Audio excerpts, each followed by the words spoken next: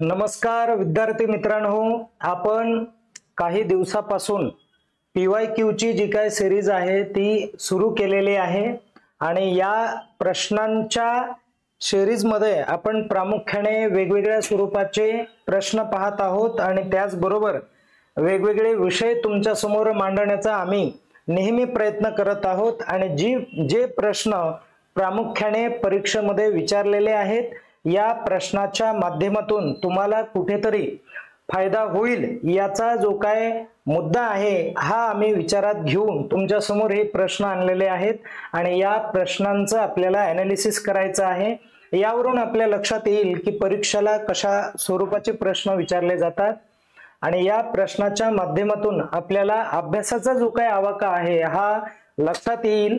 या परीक्षेच्या संदर्भामध्ये तुम्हाला सर्व जी काय माहिती आहे ही माहिती आपल्या या चॅनल वरून मिळणार आहे। त्यासाठी सर्वांनी आपल्या चॅनलला सबस्क्राइब करा, लाईक करा, कमेंट करा। तुम्हाला एखादी अडचण असेल ती आम्हाला सांगत चला, त्याच्यामध्ये आम्ही इम्प्रूव्हमेंट करूयात। आणि मी असिस्टंट प्रोफेसर रमेश घोरपडे आपल्या समोर आज जीकेचा विषय घेऊन आलेलो आहे आणि काही प्रश्न जे परीक्षेसाठी खूप महत्त्वाचे आहेत, अनेक वेळेस परीक्षेमध्ये विचारलेले आहेत, या सर्व प्रश्नांचा आपल्याला इथे आढावा घ्यायचा आहे। तर आपल्या समोर पहिला प्रश्न तुम्हाला दिसतोय, त्या प्रश्नाला आपण सुरुवात करूयात। लक्ष द्या, बघा, आर्य समाजाची स्थापना कोणी केली असा प्रश्न आहे आणि हा प्रश्न मोठ्या प्रमाणावरती विचारला जातो। जवळपास 20 ते 22 वेळेस विचारून झालेला हा प्रश्न आहे आणि हा प्रश्न अहिल्यानगर पोलीस भरती 2024 ला म्हणजे अलीकडेच विचारलेला आहे आणि अशा स्वरूपाचे जे काही प्रश्न आहेत हे प्रश्न सोपे वाटायला लागतात, परंतु एखाद्या वेळ आपल्याला गोंधळ होऊ शकतो आणि त्यामुळे असेही प्रश्न चुकण्याची दाट शक्यता असते। म्हणून आपण या प्रश्नाचं ॲनालिसिस व्यवस्थितरित्या पाहूयात। बघा काय आहे, तर पहिलं ऑप्शन आहे लोकमान्य टिळक, नंतर गोपाल कृष्ण गोखले, दुसरं ऑप्शन आहे गणेश आगरकर, गोपाल गणेश आगरकर असं पाहिजे होतं आणि त्यानंतर चौथं ऑप्शन आहे स्वामी दयानंद सरस्वती असं। तर मित्रांनो लक्षात घ्या की आर्य समाज हा जो आहे, आर्य समाजाची स्थापना ही प्रामुख्याने स्वामी दयानंद सरस्वती यांनी केली आणि या समाजाचं जे काय प्रमुख असा ग्रंथ आहे त्या ग्रंथाचं नाव काय आहे, तर तो ग्रंथ आहे सत्यार्थ प्रकाश नावाचा ग्रंथ आहे। परीक्षेला बऱ्याच वेळेस विचारला जातो। सत्यार्थ प्रकाश हा जो ग्रंथ आहे हा ग्रंथ कोणी लिहिला आहे असं तुम्हाला विचारलं जाणार आहे। म्हणजे इथे एक लक्षात राहू द्या की तुम्हाला या प्रश्नाबरोबर हा एक तुमचा प्रश्न झाला आणि त्याचबरोबर यावरतीही प्रश्न पडतो। ॲनालिसिस मधून तुम्हाला या गोष्टी शिकायला मिळतात। इथे बघा की आर्य समाजाची स्थापना कोणी केली असा प्रश्न आहे, आपलं उत्तर आहे स्वामी दयानंद सरस्वती यांनी। मग तसाच हा पण एक प्रश्न आहे की सत्यार्थ प्रकाश नावाचा जो ग्रंथ आहे हा ग्रंथ कोणी लिहिला, तर या ग्रंथाचे जे काय लेखक आहेत ते कोण असणार आहे, स्वामी दयानंद सरस्वती यांनी लिहिलेला आहे। प्रश्नाचं स्वरूप असं पण असू शकतं की आर्य समाजाचा प्रमुख ग्रंथ खालीलपैकी कोणता आहे, तर तुम्हाला सत्यार्थ प्रकाश हा ग्रंथ टिक करावा लागेल आणि सत्यार्थ प्रकाश हा जो ग्रंथ आहे मित्रांनो हा वेदांवर भाष्य करणारा ग्रंथ आहे आणि वेदांकडे चला अशी जी घोषणा आहे ही घोषणा कुणी केली होती, तर ही घोषणा स्वामी दयानंद सरस्वती यांनीच केलेली आहे। म्हणून तेही तुम्हाला लक्षात ठेवायचं आहे। आता त्यानंतर इथे आर्य समाजाच्या बाबतीमध्ये त्यांनी विचारलं आहे, आर्य समाज ही एक धार्मिक शाखा आहे, धर्माचे जे काही नियम आहेत ते नियम सांगणारी ही एक शाखा आहे। जर अशी ही संस्था असेल तर तुमच्या हेही डोक्यात पाहिजे आहे की या लोकांनी कोणत्या संस्था स्थापन केल्या का। इतर लोकांनी जर ते स्वामी दयानंद सरस्वती वरती जर एखाद्या संस्थेच्या निगडीत प्रश्न विचारत असतील तर इतर जे समाजसुधारक आहेत त्यांच्याही संस्था आपल्याला विचारल्या जातात। तर लोकमान्य टिळकांची कोणती संस्था होती, तर लोकमान्य टिळकांची डेक्कन एज्युकेशन सोसायटी नावाची ही एक संस्था होती, डेक्कन एज्युकेशन सोसायटी। आणि या डेक्कन एज्युकेशन सोसायटीमध्ये किंवा ही संस्था स्थापन करण्यामध्ये केवळ टिळकांचाच महत्त्वाचा वाटा होता असं नाही, टिळकांबरोबर आगरकर होते आणि त्याचबरोबर चिपळूणकर देखील होते, विष्णू शास्त्री चिपळूणकर, आणि हे या संघटनेसाठी महत्त्वपूर्ण भूमिका बजावतात आणि सहसंस्थापक म्हणून गोपाल कृष्ण गोखले हे देखील काम करत होते. पण मित्रांनो, इथे एक समजून घ्यायचं की हे जे टिळक आहेत, टिळक हे जहाल गटाचं प्रतिनिधित्व करणारे व्यक्ती होते. जहाल पद्धतीने आपल्याला कशा स्वरूपाचं स्वातंत्र्य मिळेल याकडे त्यांचं लक्ष होतं. आणि गोखले हे जे आहेत, हे गोखले मवाळ गटाचं प्रतिनिधित्व करणारे व्यक्ती किंवा समाज सुधारक किंवा राजकीय नेते आपण म्हणूयात. आणि लक्षात ठेवा की गोपाल कृष्ण गोखले हे जे आहेत, यांचे जे काही विचार आहेत, हे विचार प्रामुख्याने महात्मा गांधींना खूप आवडले. आणि महात्मा गांधी जे आहेत, हे महात्मा गांधी म्हणतात एका ठिकाणी की इथे जे गोपाल कृष्ण गोखले आहेत, हे गोपाल कृष्ण गोखले माझे राजकीय गुरु आहेत, असं कुणी म्हटलं तर महात्मा गांधींनी म्हटलेलं आहे. म्हणजे तुम्हाला तिथेही प्रश्न विचारला जाणार आहे की महात्मा गांधींचे राजकीय गुरु खालीलपैकी कोण आहेत, तर राजकीय क्षेत्रातले गुरु म्हटलं तर ते आहेत गोपाल कृष्ण गोखले, हेही तुम्हाला लक्षात ठेवावं लागेल. आणि बघा की लोकमान्य टिळकांची जी संस्था आहे, ज्याला डेक्कन एज्युकेशन सोसायटी म्हणतात, ती संस्था प्रामुख्याने गोपाल गणेश आगरकरांचे आहे. आणि हे दोघंही एकत्र आले होते ती संस्था स्थापन करण्यासाठी. आणि त्यानंतर गोपाल कृष्ण गोखलेंची एखादी संस्था आहे का, तर 100% आहे. आणि त्या संस्थेचं नाव तुम्हाला सर्वंट इंडिया सोसायटी असं द्यावं लागणार आहे. आणि त्यावरती परीक्षेला आतापर्यंत तरी प्रश्न आला नाही, पण ती संस्था लक्षात ठेवा. पुढचा प्रश्न आपण बघूयात. बघा मित्रांनो, लाल बहादूर शास्त्री यांच्या समाधी स्थळाला काय म्हटलं जातं, असा हा प्रश्न आहे. त्यांचं जे समाधी स्थळ आहे ते कोणत्या नावाने ओळखलं जातं, आणि हा प्रश्न वर्धा पोलीस भरती 2024 ला विचारला होता. तर इथे बघा की इथे पहिलं जे काय ऑप्शन आहे ते काय आहे, तर पहिलं ऑप्शन आहे किसान घाट. आणि मग किसान घाट हे कुणाचं आहे, तर किसान घाट हे जे आहे ते या ठिकाणी चौधरी चरण सिंग यांचा आहे. चौधरी चरण सिंग यांचा आहे. आणि ही व्यक्ती कोण आहे, तर आपल्या भारताचे 5वे पंतप्रधान आहेत. आणि ही जी व्यक्ती आहे, ही व्यक्ती शेतकऱ्यांचा नेता आहे असं संबोधलं जायचं. शेतकऱ्याचा नेता या उद्देशाने यांना विशेषण वापरलं जायचं, म्हणून यांच्या समाधी स्थळाला पण नाव काय ठेवलं आहे बघा, लक्षात घ्या. त्यांच्या समाधी स्थळाचं नाव किसान घाट आहे. किसान म्हणजे शेतकऱ्याच्या संदर्भातलं. ओके, चला आता पुढे शांतीवन नावाचं हे जे हे आहे समाधी स्थळ, हे कुणाचं आहे, तर हे पंडित नेहरूंचं आहे, जे भारताचे पहिले पंतप्रधान आहेत. आणि त्याचबरोबर ज्यांना आपण आधुनिक भारताचे शिल्पकार म्हणूयात. आणि त्यानंतर बघा विजय घाट हे जे आहे, तर हे कुणाचं समाधी स्थळ आहे, तर लाल बहादूर शास्त्री यांचं समाधी स्थळ आहे. आणि लाल बहादूर शास्त्री हे आपल्या भारताचे दुसरे पंतप्रधान आहेत, लक्षात राहू द्या. लाल बहादूर शास्त्री हे जे आहेत, यांनी काय केलं होतं, तर प्रामुख्याने 1965चं जे काय भारत पाकिस्तान युद्ध आहे, इंडिया वर्सेस कोण, तर पाकिस्तान, भारत पाकिस्तान जे युद्ध आहे 1965चं, या युद्धामध्ये भारताचा विजय झालेला होता. आणि विजय झाला होता आणि त्याच वर्षी या व्यक्तीचं निधन झालं होतं, म्हणून त्यांच्या समाधी स्थळाला काय म्हणून ओळखलं जातं, तर विजय घाट म्हणून ओळखलं जातं. आणि यांचं निधन कुठं झालं होतं, तर या युद्धाच्या बाबतीमध्ये एक ट्रिटी करायची होती. आणि ती ट्रिटी कुठे करायची होती, पीसच्या संदर्भातली होती, शांततेच्या संदर्भातला करार होता. आणि तो प्रामुख्याने अफगाणिस्तान मध्ये करण्यात येत होता. अफगाणिस्तान मधलं कोणतं ठिकाण आहे ते मला तुम्ही कमेंट करून सांगा. त्या ठिकाणामध्ये प्रामुख्याने एक करार झाला होता बघा. आणि त्यानंतर शेवटी बघा शक्ती स्थळ म्हणून आहे. आणि शक्ती स्थळ हे कुणाचं समाधी स्थळ आहे, तर हे इंदिरा गांधींचं समाधी स्थळ आहे, लक्षात राहू द्या.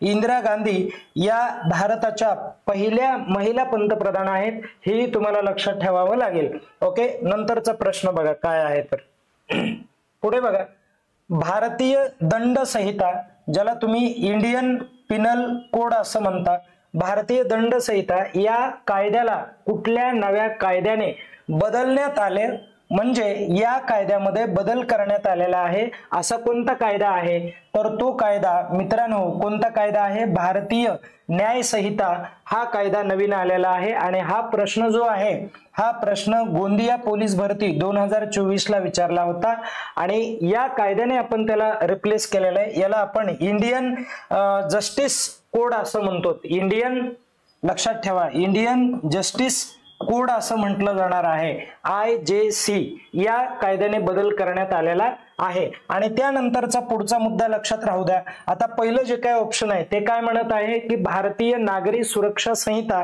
अशा पद्धतीचा एक कायदा आहे। या कायद्याला आपण काय म्हणूयात तर CRPC नावाचा हा कायदा होता अगोदरचा। या कायद्याला आता या कायद्यामध्येही बदल करण्यात आलेला आहे। CRPC या कायद्याच्या ऐवजी आता हा कायदा आलेला आहे ज्या कायद्याला तुम्ही भारतीय नागरी सुरक्षा कायदा म्हणता, हेही तुम्हाला लक्षात ठेवावं लागणार आहे। आणि त्यानंतरचं ऑप्शन बघा काय आहे तर हे ऑप्शन तिसरं जे आहे ते काय आहे ऑप्शन, भारतीय साक्ष संहिता ज्याला इंडियन एव्हिडन्स कोड असं म्हटलं जाणार आहे। काय म्हटलं जाणार आहे, इंडियन एव्हिडन्स कोड असं म्हटलं जाणार आहे। ओके, आणि हा इंडियन एव्हिडन्स कोड या अगोदर भारतामध्ये कोणता कायदा होता तर या अगोदर भारतामध्ये भारतीय सुरक्षा अधिनियम नावाचा हा एक कायदा होता, भारतीय सुरक्षा अधिनियम नावाचा। आणि हा कायदा आता सध्या बंद करून कुठला कायदा त्या जागेवरती रिप्लेस करण्यात आलेला आहे तर भारतीय साक्ष संहिता नावाचा कायदा।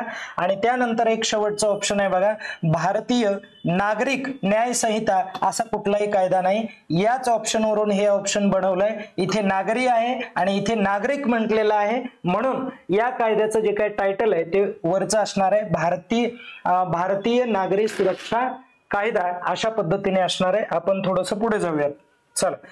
आणि यावरती परत एक प्रश्न आहे तो नंतर आपण बघूयात काय आहे तर बघा, आता मनिका बन्ना नावाची ही एक खेळाडू आहे आणि ही खेळाडू कोणत्या खेळाशी संबंधित आहे ते तुम्हाला सांगितलं आहे, विचारलंय। तर हा जो प्रश्न आहे हा प्रश्न सिंधुदुर्ग पोलीस भरती 2024 ला आला होता।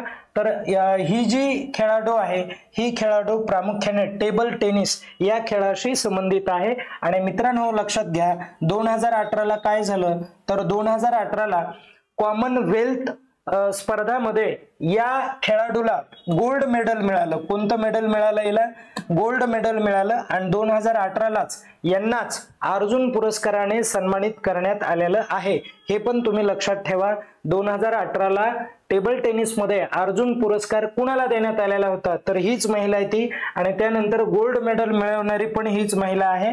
ओके, या खेळाडूला तुम्हाला लक्षात ठेवावं लागेल। आता पुढे बघा, सध्याची जी लोकसभा आहे ही लोकसभा कितव्या क्रमांकाची लोकसभा आहे तर मित्रांनो पहिलंच ऑप्शन बरोबर असणार आहे। हा प्रश्न धाराशिव पोलीस भरती 2024 ला विचारलेला पहिलं ऑप्शन 18वी काय आहे तर ही लोकसभा आहे। आणि या 18व्या लोकसभेचे जे काय अध्यक्ष आहेत ते कोण आहेत तर ओम बिर्ला आहेत। कोण आहेत, ओम बिर्ला हे या सभेचे काय आहेत अध्यक्ष आहेत। आणि जी 17वी लोकसभा होती त्या सभेचे देखील अध्यक्ष हेच होते, दुसऱ्यांदा त्यांना अध्यक्षपद मिळालं आहे। भाजप हा पक्ष त्यांचा होता। आणि हे कुठून यांचा मतदारसंघ कोणता आहे तर कोटा राजस्थान हा त्यांचा मतदारसंघ आहे, हे पण तुम्ही लक्षात ठेवा। थोडं पुढे जाऊयात आपण बघा, त्यानंतरचा प्रश्न कायद्याची निर्मिती कोण करते असा हा प्रश्न आहे, परभणीला विचारला होता हा प्रश्न। आणि या ठिकाणी कायद्याची निर्मिती करणे हे एक काम आहे आणि हे काम कोणती राजकीय संस्था करते तर प्रामुख्याने बघा कायदा निर्मिती म्हणलं की कायदे मंडळाचं काम आहे। मग आपण यांचं जर काम कायदे मंडळाचं काम कायदे निर्मिती करणं असेल तर बाकीच्यांचं काय काम आहे ते एकदा आपण क्लिअर करूयात। तर चला आता कायदे मंडळ कसं तयार होतं ते एकदा मी सांगतो तुम्हाला।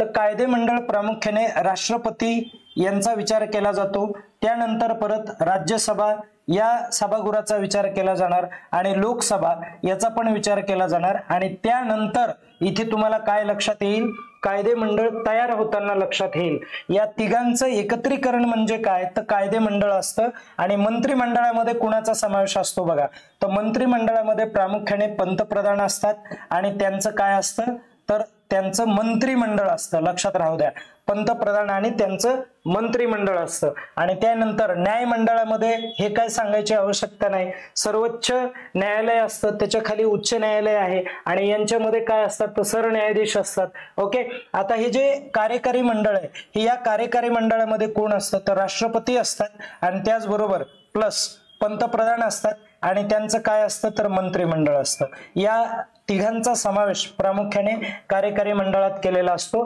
आता विषय समजून घ्या, इथं त्यांनी कार्य विचारलं आहे, मग आपल्याला हे समावेश आपण पाहिला परंतु कार्य पाहिलं नाही, काय प्रत्येकाचं कार्य ते आपल्याला समजून घेणं गरजेचं आहे.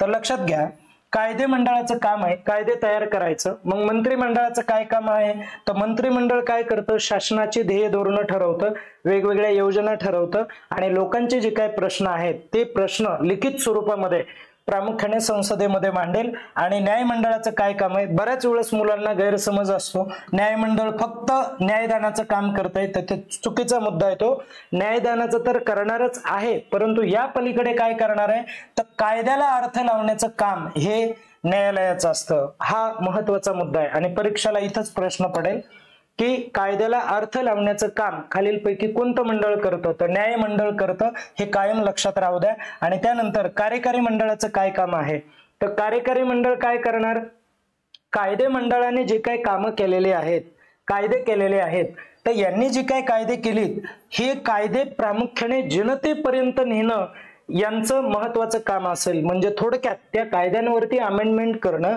म्हणजे थोडक्यात आपण मराठीमध्ये असं म्हणूयात की कायद्याची अंमलबजावणी करण्याचं काम प्रामुख्याने कार्यकारी मंडळाचं असतं. लक्षात ठेवा. आता हा सगळा जो काही डेटा आहे हा परीक्षेला तुम्हाला विचारला जाणार आहे. यावेळेस यावरती प्रश्न पडला तर यानंतर पुढच्या परीक्षेला इथे कुठेही प्रश्न पडू शकतो आणि या पद्धतीने तुम्हाला लक्षात ठेवणं गरजेचं आहे. ओके, पुढे जाऊयात आपण. आता बघा, दिव्यांग मंत्रालय आहे आणि हे जे दिव्यांग मंत्रालय आहे ते भारतामध्ये सर्वात प्रथम कोणत्या राज्यामध्ये स्थापन झालेलं आहे, धुळ्याला विचारलेला तो प्रश्न आहे. आणि कुठे स्थापन झालं होतं तर ते कुठे स्थापन झालं होतं, महाराष्ट्र या राज्यामध्ये ते सर्वात प्रथम स्थापन करण्यात आलेलं हे मंत्रालय होतं. आणि या मंत्रालयाच्या अंतर्गत कुठले कामं केले जाणार आहेत तर जे दिव्यांग लोक आहेत, मग शारीरिक असतील, मानसिक असतील किंवा इतर वेगवेगळ्या दृष्टीने ते अपंग असतील तर अशा लोकांना योग्य त्या सुविधा मिळाव्यात, त्यांचे प्रश्न या मंत्रालयाच्या अंतर्गत सॉल्व्ह करावेत, हे विचारात घेऊन ते मंत्रालय स्थापन करण्यात आलंय. आणि बाकीचे जे काही 3 राज्य आहेत त्या राज्यांमध्ये दिव्यांग मंत्रालय स्पेशली नाहीये. मग दिव्यांगांचे प्रश्न कोण सॉल्व्ह करेल तर समाज कल्याण विभाग हा विभाग इथे प्रश्न सॉल्व्ह करतो, हे लक्षात राहू द्या. आता पुढे जाऊयात आपण. नंतरचा प्रश्न बघा काय आहे तर खालीलपैकी कोणत्या नदीचे उगमस्थान भारत देशामध्ये नाही असं विचारलंय. तर आता लक्षात ठेवा, हा प्रश्न बुलढाण्याला विचारला होता. कावेरी हे जे आहे हे कावेरी प्रामुख्याने कर्नाटक या राज्यामध्ये तिचं उगमस्थान आहे. आणि गंगा ही जी नदी आहे गंगोत्री नावाचं उगमस्थान आहे आणि ते उत्तराखंड मध्ये दिसेल तुम्हाला. आणि त्यानंतर ही जी ब्रह्मपुत्र आहे ही मानसरोवर मधून उगम पावते आणि चीन मध्ये ती इंटर होते, तत्संगपो या नावाने तिथून वाहते, अरुणाचल प्रदेश मध्ये येते आणि तिला दिहांग म्हणतात आणि आसाम मध्ये आल्यावर तिला ब्रह्मपुत्र म्हटलं जाणार आहे. म्हणजे लक्षात राहू द्या, हिचं उगमस्थान कुठे आहे तर मानसरोवर. आणि मानसरोवर कुठे आहे तर मानसरोवर हे तिबेटमध्ये आहे. कुठे आहे तिबेटमध्ये. तिबेट कुठे आहे हा देश तर हा आता देशच राहिला नाही, कारण या देशावरती कुणी आक्रमण केलं होतं, चीनने आक्रमण केलं होतं आणि चीनने स्वतः तो देश काबीज केला. म्हणून तुम्ही म्हणू शकतात की चीनमध्ये तिचं उगमस्थान आहे. आणि झेलम ही जी नदी आहे ही नदी प्रामुख्याने जम्मू काश्मीर या राज्यामध्ये उगमस्थान आहे. ओके, आणि जी पाकिस्तानकडे जाणार आहे. ओके, इथपर्यंत सर्वांच्या लक्षात आलं. आता पुढे जाऊयात.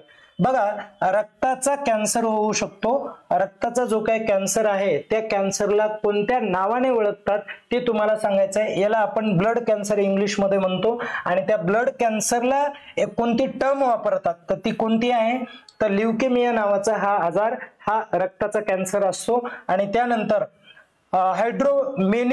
हायड्रोमेनिया नावाचा हा एक आजार आहे आणि हा आजार प्रामुख्याने मानसिक रोगाच्या संदर्भामध्ये आहे. आणि त्यानंतर अल्झायमर नावाचा हा जो आजार आहे हा देखील मेमरी लॉसच्या संदर्भातला आहे. आणि अल्सर नावाचा हा आजार आहे हा कशाचा आजार आहे तर पोट आतड्यांचा आजार हा आहे. हा अंतर्गत शरीराच्या अंतर्गत हा आजार आहे. वेदनादायक प्रकार तिथे होऊ शकतो आणि त्यानंतर पण तो बरा होतो आजार.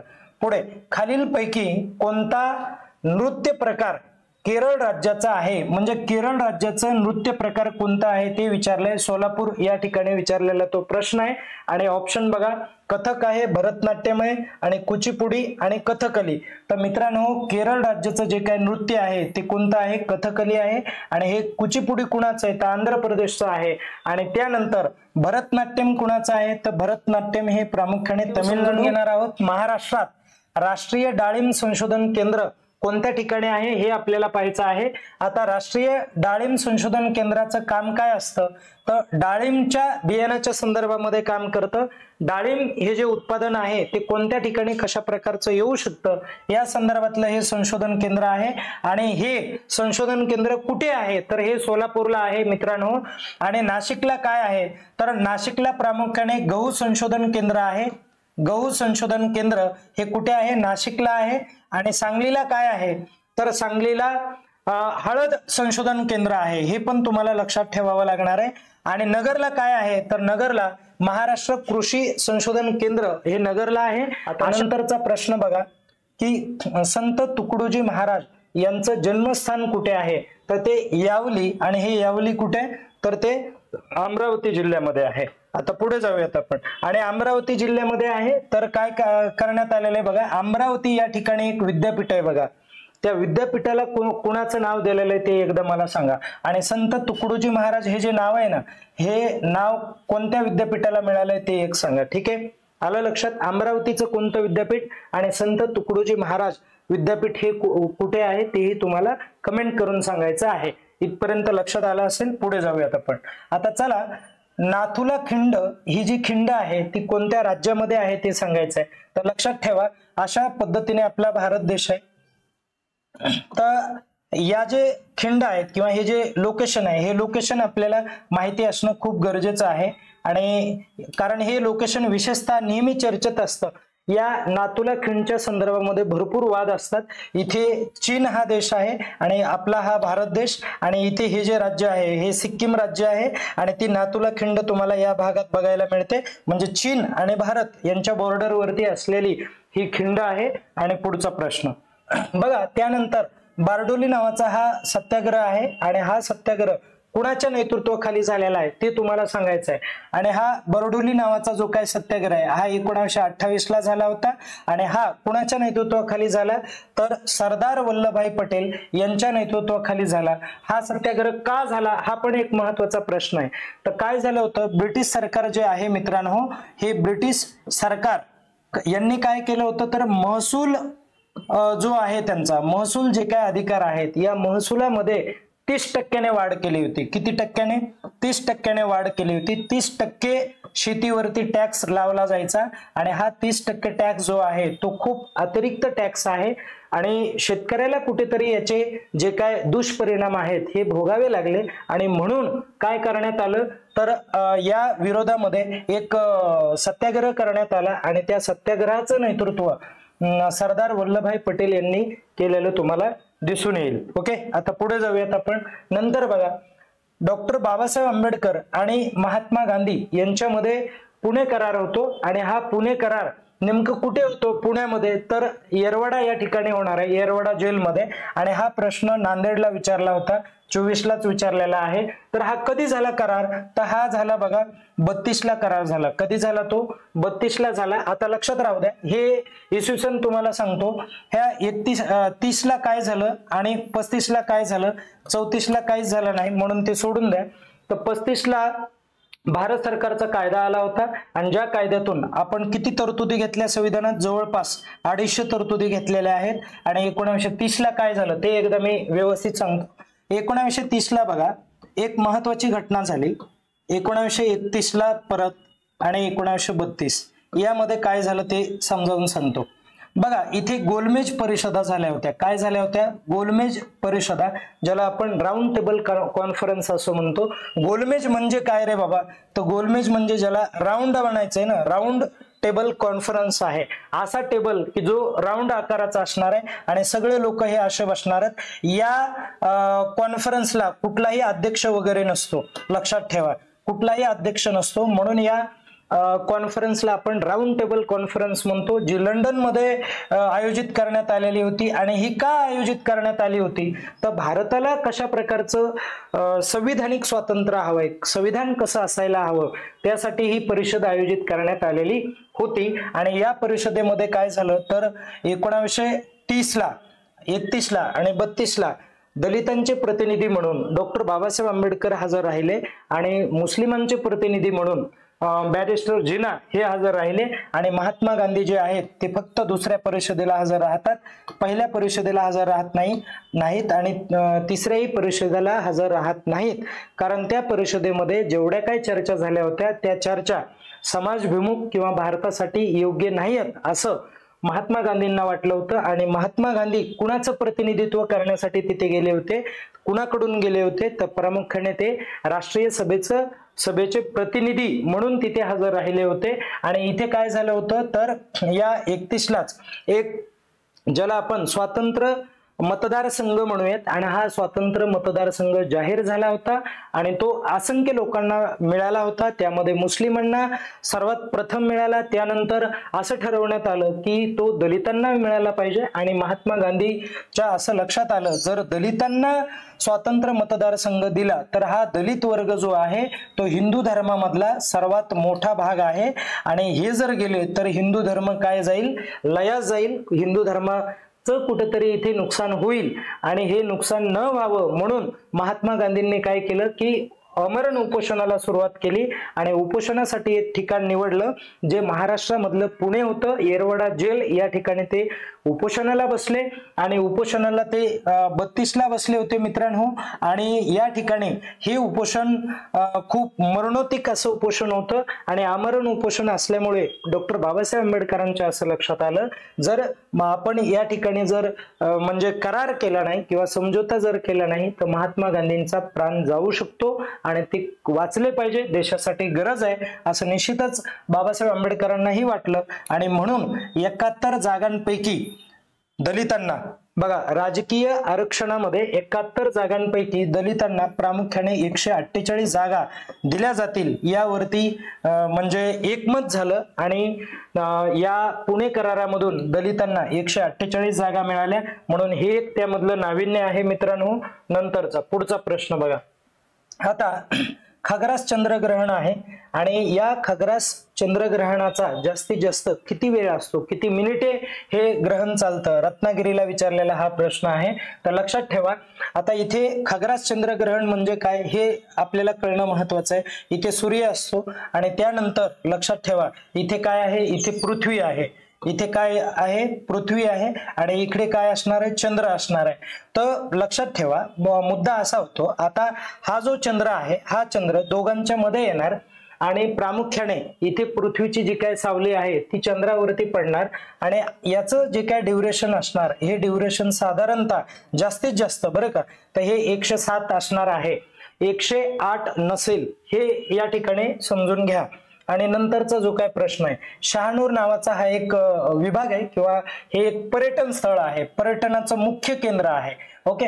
आणि हे शहानूर जे ठिकाण आहे हे कोणत्या व्याघ्र प्रकल्पाचा महत्वाचा भाग आहे ते तुम्हाला सांगायचं आहे। आणि अकोलेला विचारलेला हा प्रश्न आहे, यापैकी कोणता आहे तर मित्रांनो हा मेळघाट आहे आणि मेळघाट हा महाराष्ट्रामधला पहिला व्याघ्र प्रकल्प आहे, हे लक्षात ठेवा। ताडोबा हे प्रकल्प कुठे आहे तर ते चंद्रपूरला आहे, ओके। त्यानंतर सह्याद्री कुठे आहे तर सह्याद्रीच्या घाटामध्ये आहे आणि इंद्रावती हे छत्तीसगड मध्ये असलेला व्याघ्र प्रकल्प दिसेल तुम्हाला। आता पुढे, आता बघा कोयना नगर नावाचं हे ठिकाण आणि कोयना नगर या गावामध्ये कोणत्या वर्षी भूकंप झाला होता आणि तो भूकंप अतिशय भीषण असा भूकंप होता, 177 लोक इथे मेले होते आणि 2200 पेक्षा अधिक लोक जखमी झाले होते असं या ठिकाणी सांगितलं जात आहे। आणि हा भूकंपाचा भीषण तडाखा कोणत्या वर्षी लागला होता तर तो कधी मिळाला होता तर 1967 ला झालं होतं। पण हे पण तुम्हाला समजून घ्यावं लागेल की बाबा हा भूकंप का झाला, तर कोयना नावाचं धरण आहे मित्रांनो आणि कोयना नावाच्या धरणामध्ये पाण्याची क्षमता मोठ्या प्रमाणावरती एका लिमिटेशन्स पलीकडे निर्माण झाली होती. मोठ्या प्रमाणावर पाणी त्या ठिकाणी साचलं होतं आणि त्यामुळे पाण्याचा जो काय व्याप आहे किंवा पाण्याची जी काय स्पीड आहे त्यामुळे काय झालं तर इथे हादरा बसला आणि भूकंप प्रामुख्याने झाला. आणि हे साताऱ्यामध्ये आहे गाव, हे लक्षात ठेवा, सातारा जिल्हा. नंतरचा प्रश्न बघा, ध्वनी असतात आणि ध्वनीचे तरंग असतात. आणि हे जे ध्वनीचे तरंग असतात हे ध्वनीचे तरंग हवेमधून पास होत असतात. आणि हवेमधून पास होतात म्हणजे थोडक्यात याचं उत्तर काय नसणार आहे, वायू नसणार आहे, हे कायम लक्षात ठेवा. आणि हवेमधून पास होतात तर हवेमध्ये वेगवेगळे धुलीकण आहेत. धुलीकणाच्या माध्यमातून आपला आवाज हा पुढच्या लोकांकडे जातो आणि त्याच्यासाठी एक मीडियम असणं खूप गरजेचं आहे, एक माध्यम असणं गरजेचं आहे. आणि हे तिन्ही पण काय आहेत तर मीडियम आहेत, माध्यम आहेत, म्हणून हे तिन्ही पण उत्तर नसणार आहे. आणि मग शेवटचं काय, निर्वात जागा. ओके, निर्वात जागा. आणि निर्वात जागा म्हणजे काय हाही एक महत्वाचा प्रश्न आहे. तर निर्वात जागाला इंग्लिशमध्ये व्हॅक्यूम म्हणतात. काय म्हणतात त्याला, व्हॅक्यूम मीडियम असं म्हणतात. आणि व्हॅक्यूम म्हणजे असं मीडियम असतं, अशी एक जागा की ज्या ठिकाणी हवा नाहीये, कुठल्याही प्रकारचा वायू नाहीये, कुठल्याही प्रकारचं लिक्विड स्टेट नाहीये, ओके, सॉलिड स्टेट नाहीये, फक्त तिथे एकदम मोकळी अशी जागा असेल जिथे कुठल्याही प्रकारचे धुलीकण पण नाही आहेत. आणि धुलीकण हे काहीच नसेल तर मग अशा ठिकाणी आपला जो काही आवाज आहे तो पुढच्या व्यक्तीसमोर जाऊ शकणार नाही. आणि हे ज्या वेळेस आपण ब्रह्मांडामध्ये जातो तेव्हा याचा अनुभव आपल्याला येईल, आपला आवाज हा समोरच्या व्यक्तीसमोर कडे जाऊ शकणार नाही. ओके, आता पुढे चला. आता नवीन मुख्य फौजदारी जे काय कायदे आहेत हे कायदे प्रामुख्याने 3 करण्यात आलेले होते. किती करण्यात आले होते, 3 कायदे आपण सुरुवातीलाच पाहिलं होतं. आणि हे जे कायदे आहेत हे कधीपासून भारतामध्ये लागू करण्यात आले, पुणे लोहमार्ग या ठिकाणी ते विचारलेला प्रश्न आहे. आणि मग लक्षात ठेवा की हा जो कायदा आहे हा कायदा प्रामुख्याने 23 ला पारित करण्यात नाही पण सुचवण्यात आलं होतं की बाबा आम्ही हा कायदा आणत आहोत. आणि हा कायदा प्रामुख्याने मग 1 जुलैला असं ठरलं की डायरेक्ट अमेंडमेंटच करायला सुरुवात केली. अगोदर तो कायदा संसदेमध्ये पारित वगैरे करून मंजुरी मिळाली. 1 जुलै 2024 हे वर्ष उजाडलं, म्हणून आपला ऑप्शन कोणतं बरोबर असणार आहे, सेकंड बरोबर असणार आहे. आणि ते तिन्ही कायदे कोणते आहेत सर्वांना माहिती आहेत. कोणत्या कायद्यामध्ये बदल करण्यात आला होता, परत एकदा रिव्हिजन, IPC आहे बरोबर, त्यानंतर CRPC आहे आणि त्यानंतर इंडियन सिक्युरिटी ज्याला ऍक्ट असं म्हणतोय, हे तिन्ही कायदे बदलण्यात आले होते, लक्षात राहू द्या. आणि हे या कायद्याच्या ऐवजी कोणते कायदे आणण्यात आलेले आहेत, रिप्लेस कसे झाले आहेत ते तुम्ही अगोदरच्या अनालिसिस मध्ये बघा. आता नंतर बघा पुढचा प्रश्न काय, राष्ट्रीय विषाणू संस्था आहे आणि ही राष्ट्रीय विषाणू संस्था कुठे आहे तर ती पुण्याला आहे. ओके, आता नंतरचा प्रश्न बघा. तर त्यानंतरचा प्रश्न आहे, अणु ऊर्जावर चालणारी जी काय भारताची पहिली अणुभट्टी आहे, ही पहिली अणुभट्टी कोणती आहे तर ती अप्सरा नावाची ही पहिली अणुभट्टी. आणि ज्या अणुभट्टीचं उद्घाटन कोणत्या व्यक्तीने केलं होतं ते मला तुम्ही कमेंट करून सांगा. ओके, नंतरचा प्रश्न बघा. तर 1857 ला उठाव झाला होता आणि या उठावाची जी काय हकीकत आहे, जे काय वर्णन आहे ते वर्णन तुम्हाला स्वातंत्र्य समर नावाच्या पुस्तकामध्ये बघायला मिळेल. आणि हे पुस्तक कुणी लिहिलं होतं तर हे पुस्तक कुणी लिहिलं होतं, विनायक दामोदर सावरकर यांनी लिहिलं होतं. तर मित्रांनो इथे एक मुद्दा लक्षात राहू द्या. आता हा झाला प्रश्न कशाचा, पुस्तकाच्या संदर्भामधला प्रश्न झाला बरोबर आहे. मग विदा सावरकरांचं पुस्तक कोणतं आहे तर 1857 स्वातंत्र्य समर बरोबर. तर मग बाकीच्यांची आपल्याला पुस्तकं माहिती पाहिजेत. या व्यक्तीचं पुस्तक आपल्याला परीक्षेमध्ये विचारलं जात नाही कारण त्यांचे फक्त भाषणाचे जे काही प्रिंट आहेत ते आहेत, सध्या पुस्तकाच्या संदर्भात उल्लेख नाहीये. आणि मग लोकमान्य टिळकांचं कोणतं पुस्तक तर लोकमान्य टिळकांचं अतिशय गाजलेलं पुस्तक ज्याला गीता रहस्य असं म्हणतात. आणि हे गीता रहस्य पुस्तक बऱ्याच वेळेस परीक्षेला येतं, जे गीतेवर भाष्य करणारं पुस्तक आहे. आणि महात्मा फुलेंचे पुस्तकं डायरेक्ट IMP करायचे खूप मोठ्या प्रमाणावरती विचारले जातात. आणि ते कोणते पुस्तकात मी यादी देतो तुम्हाला डायरेक्ट बघा. महात्मा फुलेंचं पुस्तक शेतकऱ्याचा आसूड नावाचं हे एक पुस्तक आहे, आसूड. आणि त्यानंतर ब्राह्मणांचे कसब हे एक पुस्तक आहे, लक्षात राहू द्या. ओके, ब्राह्मणांचे कसब हे एक पुस्तक आहे आणि त्यानंतरचं पुस्तक आहे